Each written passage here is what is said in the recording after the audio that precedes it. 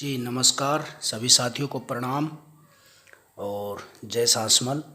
आज हम इतिहास की एक ऐसी घटना आपको बताने जा रहे हैं जिसका इतिहास में कहीं कोई जिक्र नहीं है, लेकिन इतिहास की किताबों को अगर हम देखेंगे तो उसमें जिक्र है।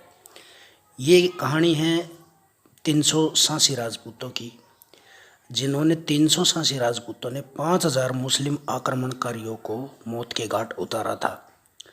लेकिन ये बुक में कहीं पे ऐड नहीं किया गया कहीं भी।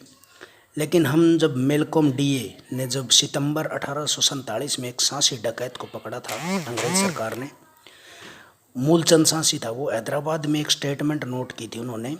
WH सलीमन है जो उस समय का अफसर था, उन्होंने अपनी एक रिपोर्ट लिखी थी ऑन बुड्ढूक एलियंस डकैत, पेज नंबर 276 पे कलकत्ता में, यानी 1849 में दी थी। और शेर सिंह शेर ने भी इस कहानी का जिक्र किया है। और ये कहानी मुस्लिम आक्रमणकारियों की है जब अलाउद्दीन खिलजी के समय में, जब बटनेर जो भाटी राजपूतों का गढ़ था वहाँ पर जब आक्रमण हुआ था अलाउद्दीन खिलजी की फ़ौज का, जिसमें 387 राजपूत थे।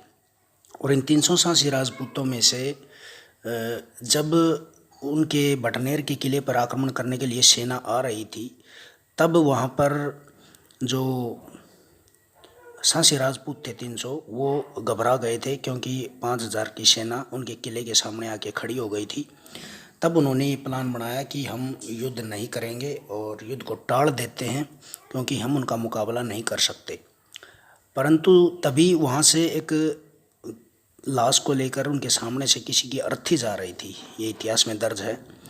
उस अर्थी को देखकर उनका हौसला और भी ज़्यादा टूट गया। उन्होंने सोचा कि ये एक मौत की अर्थी आ गई है, तो ये एक अशुभ संकेत मिल गया हमको, अब हमारे में से कोई जिंदा नहीं बचेगा। तो कहते हैं कि इतिहास के अनुसार उस अर्थी में से उन सांसी राजपूतों के पास आवाज़ आई बोल करके कि तुम भाटी राजपूत हो, तुम घबराने वाले नहीं हो, ये शुभ संकेत है, ये अशुभ संकेत नहीं है अर्थी दिखने का। आप जरूर विजयी होंगे और आपको उनसे लड़ना चाहिए। लेकिन बताते हैं कि तभी उन सभी में बहुत ज़्यादा जोश और हौसला भर गया था और इस लड़ाई में उन राजपूतों ने 5000 की मुस्लिम आक्रमणकारियों की फ़ौज को मौत के घाट उतार दिया।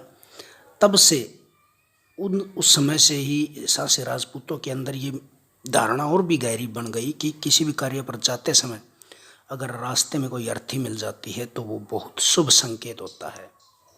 इसी प्रकार बहुत सारी ऐसी मान्यताएं हैं। ये एक छोटी सी कहानी आपको बता दी।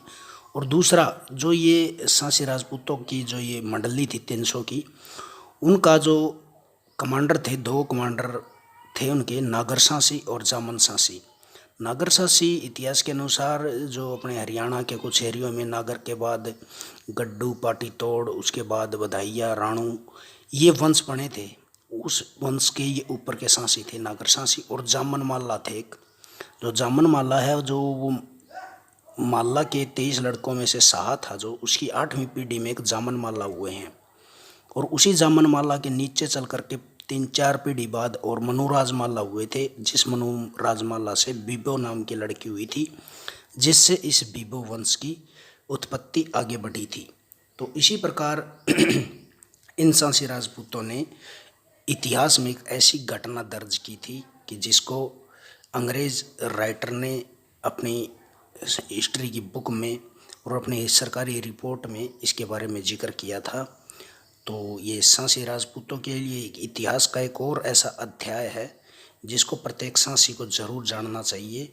और अपने जो पूर्वज थे कितने बहादुर, निडर और साहसी थे, इसके बारे में हर जगह पे प्रचारित किया जाना चाहिए, क्योंकि इतिहास में तो हमारे समाज की हिस्ट्री को बिल्कुल मिटाने की कोशिश की गई। अंग्रेज़ों के बाद, मुग़लों के बाद अंग्रेज़ों ने, और अंग्रेज़ों के बाद जो काले अंग्रेज़ हुए हैं देश पर शासन करने वाले, उन लोगों ने भी 1952 तक क्रिमिनल ट्राइब एक्ट ही नहीं हटाया था, ताकि अगर इन लोगों को आज़ादी के समय ही आज़ाद कर दिया तो ये लोग हर चीज़ पर कब्जा कर सकते हैं। इसी कारण था कि इस सांसी कबीले को बहुत ही ज़्यादा डीमोनेटाइज किया गया ताकि ये आगे ना बढ़ सके। और इसी कारण आज तक भी हर डिपार्टमेंट, पुलिस डिपार्टमेंट और सरकारी रिकॉर्डों में इनको अपराधी घोषित किया जाता है। ऐसी ही राजपूतों की बहुत सी ऐसी जातियाँ थी जो आज गुमनाम हैं। तो इस जानकारी के लिए बहुत बहुत शुक्रिया। चैनल को लाइक सब्सक्राइब जरूर करें।